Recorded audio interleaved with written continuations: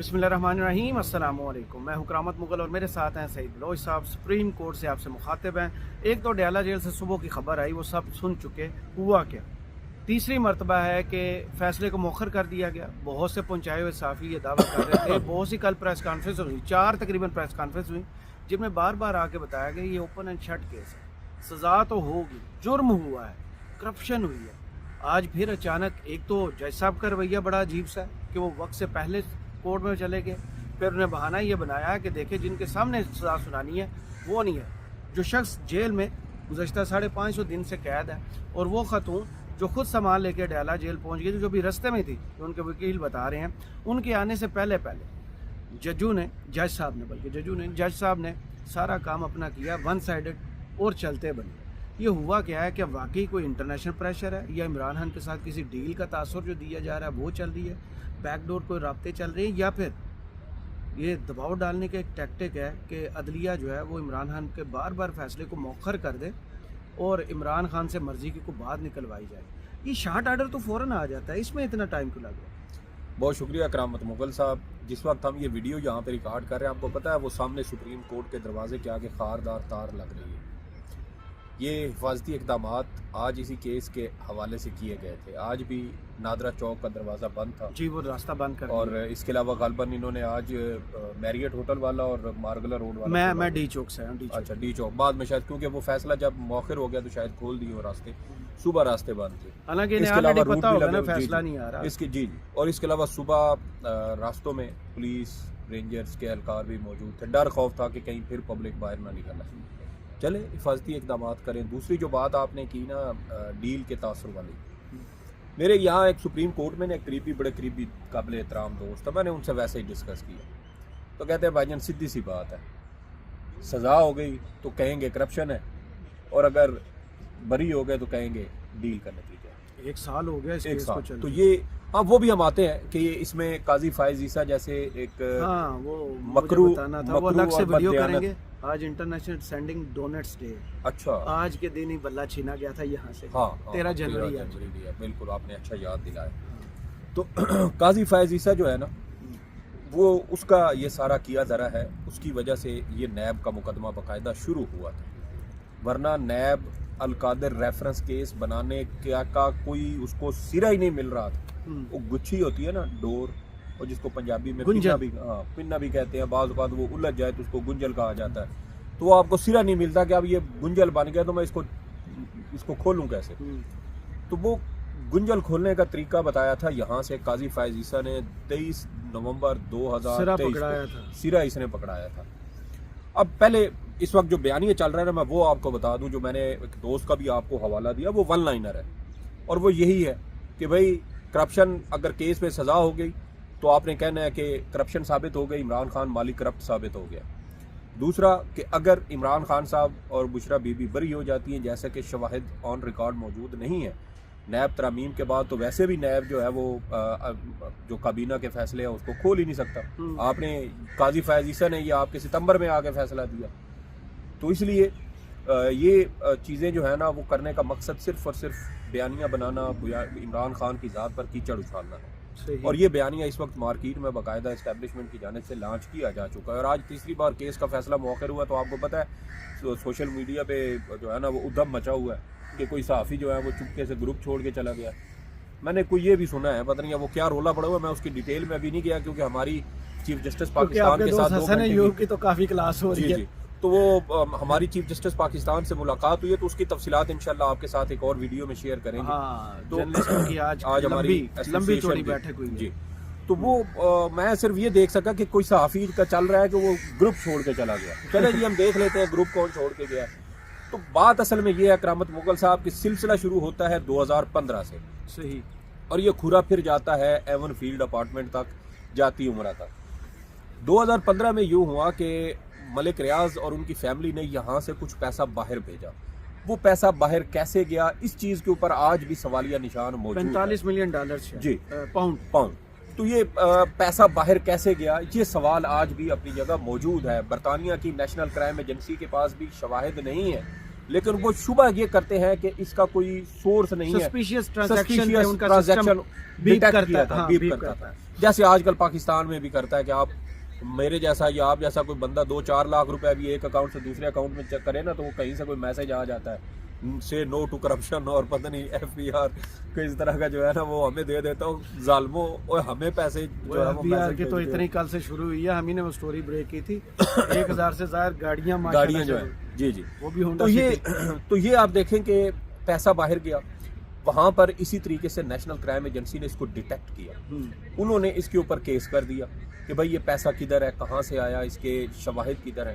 جب معاملہ کیس وہاں کی مقامی عدالت میں گیا نا تو شواہد نیشنل کرائم ایجنسی بھی ڈھونڈ نہیں سکی کہ یہ واقعی منی لانڈرنگ کا پیسہ ہے، لیکن اس پیسے سے ہوا کیا، وہ پیسہ یہاں سے نون لیگ کے دور میں باہر گیا، کس ذریعے سے گیا کوئی پتہ نہیں ہے، یہاں سے پرسنل اکاؤنٹ میں بھیجا گیا کوئی پتہ نہیں ہے، وہاں سے پاکستان واپس ملک ریاض فیملی کے پرسنل اکاؤنٹ سے آیا، برطانیہ کی ریاست کے سرکاری اکاؤنٹ سے یہاں پاکستان کے اکاؤنٹ میں ٹرانسفر نہیں ہوا، وہاں یہ پیسہ پکڑا گیا، عدالت میں شواہد نہیں تھے، عدالت سے آؤٹ آف دی کورٹ جو ہے نا وہ جا کر سیٹلمنٹ کی تھی آپ کی نیشنل کرائم ایجنسی نے کہ کہیں ہرجانے سے بچ جائیں، یہ نہ ہو کہ ملک ریاض ہمارے خلاف ہرجانے کا کیس ٹھوک دے کہ انہوں نے میرے خلاف یہ کاروائی کی اور ان کے پاس شواہد نہیں ہے، اب انہوں نے الزام لگایا تو اپنے شواہد کو ثابت کریں۔ تو ملک ریاض صاحب نے بھی وہاں سے جان چھڑانے کی سوچی تو انہوں نے کہا جی ٹھیک ہے ہم یہ پیسہ واپس لے جاتے ہیں، اس پر پھر وہاں پر سیٹلمنٹ ہوئی، وہ معاہدہ رکھا گیا خفیہ، اور وہ معاہدہ تھا ملک ریاض اور نیشنل کرائم ایجنسی کے درمیان، اور وہاں یہ شرط رکھی گئی نیشنل کرائم ایجنسی کہ جب تک اس پیسے کا ہمیں کوئی ثبوت نہیں مل جاتا کہ یہ کالا دھن ہے یا سفید دھن ہے، آپ اس معاہدے کو خفیہ رکھیں گے، کسی جگہ پر آپ نے اس کو ڈسکلوز نہیں کرنا۔ صحیح۔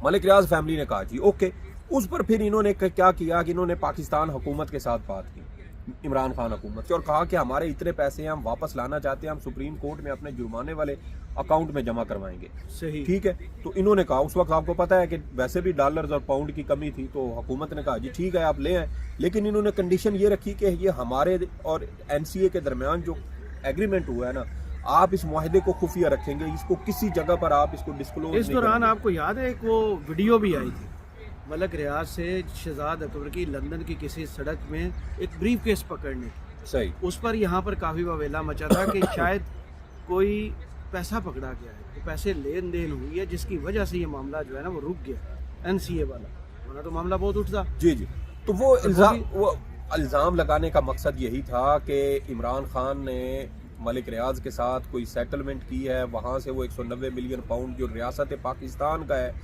وہ ملک ریاض کے حوالے کیا گیا، وہ یہاں پر سپریم کورٹ کے جرمانے والے اکاؤنٹ میں جمع کروایا گیا، جس سے ملک ریاض کو 38 ارب کا فائدہ پہنچا، ایڈجسٹ کیا گیا جو 460 یا 56 ارب تھا، 460 ارب روپے اس میں یہ ایڈجسٹ کیا گیا، تو اس طرح ملک ریاض کو عمران خان نے 38 ارب کا فائدہ پہنچایا، اور اس کے بدلے میں ملک ریاض نے بشرا بی بی کو ہیرے کے زیورات تحفے میں دیے ہیں۔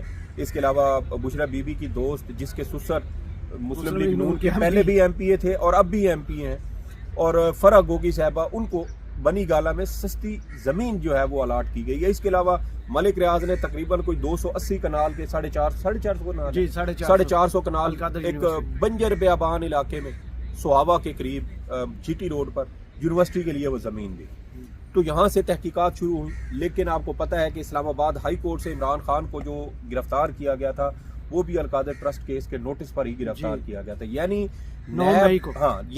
نیب کم از کم 8-9 مہینے سے یہ تحقیقات، بلکہ 2022 سے یہ معاملہ چل رہا تھا، جب حکومت ختم ہوئی تھی تو یہ خبریں آنا شروع ہو گئی تھی کہ یہ کیس عمران خان کے خلاف بنے گا۔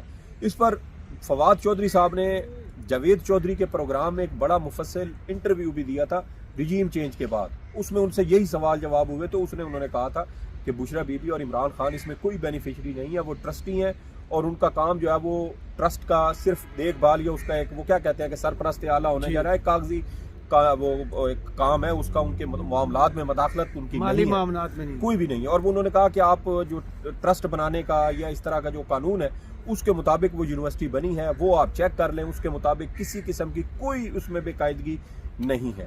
لیکن یہ کہا گیا کہ یہ معاہدہ جو خفیہ رکھا گیا ہے نا مسلم لیگ PTI حکومت کی جانب سے، یہ در حقیقت 2 نمبر طریقے سے ہوا ہے، اور عمران خان نے کابینہ کو بھی دھوکے میں رکھا اور ان کو بھی یہ معاہدہ نہیں دیکھنے دیا۔ وہ معاہدہ اس وجہ سے کابینہ کے ارکان کو بھی نہیں دکھایا گیا تھا کیونکہ شرط وہاں سے یہ تھی NCA کی، ملک ریاض فیملی کی بھی نہیں تھی۔ انہوں نے کہا تھا کہ یہ NCA کی شرط ہے کہ یہ آپ کسی جگہ ڈسکلوز نہیں کریں گے. لیکن 2022 میں نا کرامت مغل صاحب، میرا اصل میں 2022 میں موبائل کا تھوڑا سا مسئلہ بنا تھا. میرے پاس پی ٹی آئی دور کی کابینہ کے اس فیصلے کی جس میں وہ ایجنڈا آتا ہے نا تو آپ 1 بائی 1 اس کو اپروو کرتے ہیں، تو اس وقت وہ ایک پیج سامنے آیا تھا جس میں یہ لکھا گیا تھا کہ یہ القادر ٹرسٹ کیس کے حوالے سے، اس معاہدے کے حوالے سے دستاویز اگر کسی عدالتی فورم میں طلب کی جائے تو یہ وہاں پر پیش کی جائیں گی. مسلم لیگ نون کی جب 2022 میں حکومت آئی، انہوں نے وہ ریکارڈ ہی غائب کر دیا اور یہ کہا کہ یہ بیرسٹر شہزاد ملک جو مرزا شہزاد اکبر صاحب ہیں یہ لے گئے، چوری کر کے لے گئے ہیں، الزام ان کے اوپر لگا دیا. تو اس میں ہوا کیا کہ اگر وہ معاہدہ کھلتا تو پھر پتہ چلتا کہ یہ پیسہ یہاں سے باہر گیا اور وہاں سے جا کر ون ہائیڈ پارک والی پراپرٹی خریدی گئی جو حسن نواز صاحب کی تھی، نواز شریف کے صاحبزادے کی. پی ٹی آئی کے دور میں پیسہ باہر سے آیا، ذاتی اکاؤنٹ میں آیا، ریکارڈ موجود ہے، مشرق بینک سپریم کورٹ میں جمع کروا چکا. قاضی فائز عیسیٰ نے اس کے اوپر کھنگالنے کی کوشش کی. جب اس کو کچھ نہیں ملا تو اس نے 23 نومبر 2023 کو بحریہ ٹاؤن کا جو سندھ حکومت کے ساتھ ایک معاہدے کی خلاف ورزی کا کیس تھا، اس کے اندر اس نے 190 ملین پاؤنڈ اس رقم کے اوپر بغیر انکوائری کروائے اس کے اوپر آبزرویشن دے دی کہ یہ لوٹ مار کی رقم ہے. جرمانے کی قسط لیٹ ہوئی یا ڈیلے ہوئی یا نہ تو وہ پچھلی ضبط ہو جائے گی، پچھلی ضبط ہو جائے گی اور پورے کا پورا جرمانہ شروع ہوگا. اصل معاہدہ وہ تھا. سندھ بحریہ ٹاؤن کا یہ اعتراض تھا کہ سندھ حکومت نے معاہدے کی پہلے خلاف ورزی کی ہے کیونکہ سپریم کورٹ کے حکم کے مطابق انہوں نے ہمیں کوئی 16,500 ایکڑ کے قریب زمین دینی تھی، جبکہ انہوں نے ہمیں صرف 11,000 ایکڑ زمین دی، 5,000 ایکڑ زمین نہیں دے رہے. تو بحریہ ٹاؤن نے قسطیں دینا بند کر دی. اس پر ساتھ انہوں نے سپریم کورٹ میں 2021 میں درخواست دائر کی جو 2023 میں سنی گئی. تو اس پر پھر قاضی فائز عیسیٰ نے یہ غیر متعلقہ معاملہ تھا، غیر ضروری تھا، بغیر تحقیقات کروائے اس نے اپنے فیصلے میں یہ کہہ دیا کہ یہ 190 ملین پاؤنڈ جو ہے نا یہ مبینہ طور پہ یہ لوٹ مار کی رقم ہے کہ آپ نے پیٹر کو لوٹا اور آپ نے پال کو یہ رقم دے دی. جی بالکل، یہ بدنام زمانہ اصطلاح انہوں نے اپنے اس فیصلے میں لکھی. جب یہ چیز سامنے آ گئی نا، یہ فیصلہ آ رہا ہے 23 نومبر 2023 کو. آگے دسمبر میں جا کے آپ کا نیب جو ہے وہ عمران خان، بشرا بی بی اور دیگر 11 کے ٹوٹل 11 شریک ملزمان کے اوپر یہ کیس بنا رہا ہے.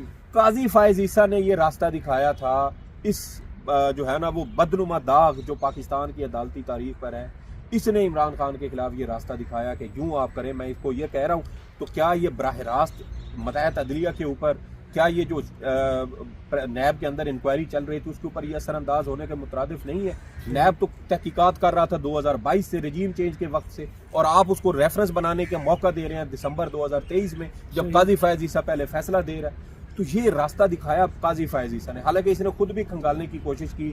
ان کو بھی نا وہ کھجلی ہوتی ہے نا انسان کو کہ عمران خان کو کہیں نہ کہیں میں پکڑوں، کہیں اس کا بازو مروڑوں، کہیں اس کا مجھے کوئی ملے موقع. کہیں آئے اور گیا. آج دیکھیں سڑکوں پر چل نہیں سکتا، گاڑی میں سفر نہیں کر سکتا کیونکہ لوگ اس کو لعنت بجا کرتے ہیں اس کو، اور وہ وہاں سے پھر منہ چھپا کے، منہ نیچے کر کے بیوی کے ساتھ اب وہ نکل رہا ہوتا ہے، سڑک پر چلتا ہے تو لوگ گالیاں دیتے ہیں. تو یہ تو آپ کی اوقات ہے زندگی کی، یہ آپ کی وہ پینشن ہے جو آپ اصل میں وصول کر رہے ہیں عوام کے ذریعے. تو اس کے بعد قاضی فائز عیسیٰ نے جب یہ فیصلہ دیا تو اس کے بعد نیب نے جناب یہ ریفرنس فائل کیا، اور نیب نے جب یہ ریفرنس فائل کیا اس کے بعد گزشتہ سال آپ کو پتہ ہے کہ نیب ترامیم والا کیس کا فیصلہ آ گیا. اس کے بعد تو نیب ویسے بھی کابینہ کے فیصلوں کو کھول ہی نہیں سکتا جب تک کہ اس کے اوپر مالی گین کا الزام نہ ہو. حالانکہ عمران خان اس میں پٹیشنر تھے، انہوں نے روکنے کی کوشش کی تھی یہ ترامیم نہ کریں ورنہ قومی خزانے کو نقصان ہو. جی اپنا جو آخری جب یہ نیب ترامیم کا مرکزی کیس چل رہا تھا نا تو اس میں عمران خان نے غالباً 28 اگست 2023 کو اپنا آخری تحریری جواب جمع کروایا تھا، کیونکہ نیب ترامیم کا کیس کا فیصلہ سابق چیف جسٹس عمر عطا بدیال نے اپنی ریٹائرمنٹ سے ایک روز پہلے جاری کیا تھا 15 ستمبر 2023 کو. اس اپنے آخری فیصلے میں بھی عمران خان نے یہی کہا تھا کہ میں چاہوں تو میں خود بھی نیب ترامیم کا فائدہ اٹھا سکتا ہوں، لیکن میری عدالت سے یہ استدعا ہے کہ آپ ان نیب ترامیم کو کالعدم قرار دیں. صحیح. لیکن اس کے باوجود اس وقت تو سپریم کورٹ نے ایک کے علاوہ جن نے وہ بیوروکریسی کو مشورے زمانہ تصویر لیک ہو گئی تھی. ہاں وہ تصویر بھی نہیں وہ تصویر لیک ہوئی ہے یا کہ جون میں، جون 2024 میں. ہاں جی وہ اپیل کیس تھا جب قاضی صاحب سن رہے تھے. تو پھر قاضی صاحب کے دور میں آیا تو ایک تو نیب اس کو کھنگال نہیں سکتا. دوسری بات یہ ہے کہ آپ نے الزام لگایا تھا مالی کرپشن کا، تو آپ ثابت کریں مالی کرپشن. آپ کہتے تھے عمران خان 190 ملین پاؤنڈ کھا گیا، باہر سے 190 ملین پاؤنڈ کھوج تو یہ ہونا، منی لانڈرنگ تو یہ ہوتی ہے کہ یہاں سے پیسہ باہر کیسے، یہ منی لانڈرنگ وہاں سے تو پیسہ آ رہا ہے ان کے ذاتی اکاؤنٹ سے. اگر یہ پیسہ ریاست پاکستان کا ہوتا تو برطانیہ کی حکومت کے پاس منجمد تھا. وہ اس کو جب انہوں نے ڈی فریز کیا, اس کو اثاثے بحال کیے, تو ملک ریاض کی فیملی کے حوالے کیوں کر رہے تھے؟ وہ وہاں سے برطانیہ کی ریاست پاکستان کے اسٹیٹ بینک آف پاکستان میں اکاؤنٹ نمبر 1 ریاست پاکستان کا اکاؤنٹ ہے, وہاں پہ ٹرانسفر کر دیتے. کرنسی جتنی ہوتی ہے وہیں آتی ہے اکاؤنٹ نمبر 1 میں, تو آپ وہاں پہ کر دیتے. انہوں نے نہیں کیا, انہوں نے جن کا پیسہ تھا ان کو دیا, وہ انہوں نے پرسنل اکاؤنٹ سے واپس بھیج دیا. یہاں پر ان کے جرمانے کی رقم ادا ہونا تھی, انہوں نے اس کے اندر سبمٹ کروا دی. اس کے اوپر مشرق بینک کا ریکارڈ آن دی ریکارڈ موجود ہے, قاضی فائز عیسیٰ نے منگوایا, جو ثابت ہو چکا کہ یہ ان کے پرسنل اکاؤنٹ سے واپس آیا. تو اس لیے یہ مالی کرپشن تک کا تو کیس بنتا ہی نہیں تھا. ادھر سے 190 ملین پاؤنڈ آیا, سپریم کورٹ میں جمع ہوا, سپریم کورٹ کے حکم پر ریاست کے اکاؤنٹ میں منتقل ہو گیا. عمران خان نے کیا مالی کرپشن؟ سب سے بڑا الزام نیب جو لگاتی ہے, جس کے بعد سب سے آسان حل ہے اختیارات کا ناجائز استعمال, اس میں ڈال دی. دیکھیں بعد میں تو کہانی گھوم کے اسی تک گئی نا کہ اختیارات کا ناجائز جو استعمال, بہت وسیع ایک لائن ہے, لیکن اس میں دائرہ بہت وسیع ہے. اس کو بھی آپ ناجائز استعمال کو بھی تو ثابت کریں نا کہ ناجائز استعمال کیسے. اگر وہ ہے تو اس میں بشرا بی بی کیسے آ سکتی ہے؟ بشرا بی بی سب سے بڑا سوال. کہ دوسری بات یہ ہے کہ جب کابینہ نے منظوری دے دی, کابینہ کی منظوری کو اب ترامیم کے بعد اب نیب ویسے نہیں کھول سکتا. بشرا بی بی کے پاس کوئی سرکاری عہدہ نہیں تھا, وہ تو اس میں شریک ملزمہ بھی نہیں بنتی. لیکن توشہ میں دیکھا ان کو سزا بھی دی گئی. دیکھیں توشہ خانہ میں تو ایک اور اینگل سے دی گئی نا. اس وقت تو سزا اس وقت ہو چکی جب وہ ابھی تک وہ کیا کہتے ہیں اس کو کہ نیب ترامیم کا فیصلہ بھی نہیں ہوا تھا.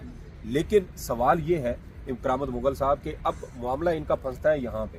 معاملہ اس طرح پھنستا ہے کہ اب اگر عمران خان صاحب کو سزا ہو اور بشرا بی بی کو نہ ہو تو اس میں بھی ان کا کیس کمزور ہوتا ہے. کہ آپ نے کیس بنایا تھا دونوں کے خلاف.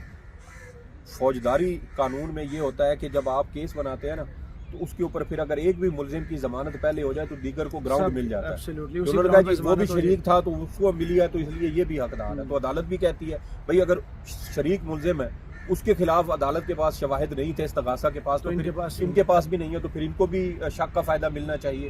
تو یہاں جس طریقے سے مرضی اب یہ گھمائیں پھرائیں جو مرضی کریں. اب 14 سال میکسیمم سزا ہے. 14 سال میکسیمم سزا دینے کے لیے بھی آپ کو پہلے گراؤنڈ چاہیے کہ آپ بتائیں کہ ہاں یہ اتنے ٹھوس شواہد ہیں کہ یہ 14 سال بنے. آپ 14 سال سزا نہیں دیتے تو اس جو وکیل دفاع ہے, جو ملزم ہے, وہ ہائی کورٹ میں اپیل کے فورم پر کہے گا کہ ان کے پاس شواہد نہیں تھے, اس لیے ٹرائل کورٹ نے سخت سے سخت سزا دی, فیصلہ کمزور ہو جائے گا. جس طرح توشہ خانہ والے میں ان کا یہ موقف تھا. تو اس لیے یہ ہر صورت میں یہ پھنستے ہیں. اور دیکھیں اسی فیصلے کو 3 بار یہ ڈیلے بھی ہوا, یہ نقصان ہے. بیانیہ جیسے میں نے کہا کہ ون لائنر یہی بن رہا ہے کہ سزا ہو گئی تو کرپشن کی ہے, نہیں ہوگی تو ڈیل ہو گئی. یہ وہی بات ہے. 5 بجے 8:30 بجے دیکھیں ان کا بھی انوکھا دوسرا کہہ رہا ہے کہ 11 بجے آپ نے ٹائم دیا تھا, اس سے پہلے تو یہ جج صاحب کی غلطی ہے کہ بھئی آپ نے جب فریقین کو 11 بجے کا ٹائم دیا ہے تو آپ آگے صبح بے شک فجر بھائی مسجد میں پڑھ لیں, فارغ ہوئی گھر بھی چلے. ہاں تو آپ بے شک جا کے فجر کی نماز اسی مسجد میں پڑھیں. اس سے جو فریقین ہیں ان کو کیا ان کی صحت پہ اثر پڑتا ہے. آپ نے 11 بجے کا ٹائم دیا, 10:50 پر بشرا بی بی اندر چلی گئی. آپ کہتے ہیں کہ ملزم کی موجودگی میں فیصلہ سنانا چاہیے. جب توشہ خانہ کا کیس کا مقدمہ یہاں ہمایوں دلاور نے سنایا تھا تو عمران خان صاحب اس وقت زمان پارک میں موجود تھے, تو یہاں اس وقت آپ نے کیسے سنایا؟ جب بشرا بی بی کو سزا ہوئی تھی توشہ خانہ میں اس وقت وہ بنی گالہ میں تھیں. سزا سن کے وہ فوراً اڈیالہ جیل پہنچ گئی کہ میں گرفتاری دینے آئی ہوں, کیونکہ اس وقت ان کا یہ تھا کہ ہم گرفتار کرنے جائیں گے اور ڈرامہ کریں گے کہ یہ بھاگ رہی تھی تو ہم نے اس کو بھاگتے ہوئے کو گرفتار کیا ہے. تو وہ خود چلی گئی ادھر, تو آپ کا وہ ڈرامہ بھی. تو جب ملزمان کی غیر موجودگی میں آپ ان کو سزائیں سنا چکے ہیں پہلے, تو اب آپ کیوں وہ کر رہے ہیں؟ اور سوال وہی ہے کرامت مغل صاحب کہ شاید جج صاحب کو بھی فیصلہ نہیں ملا.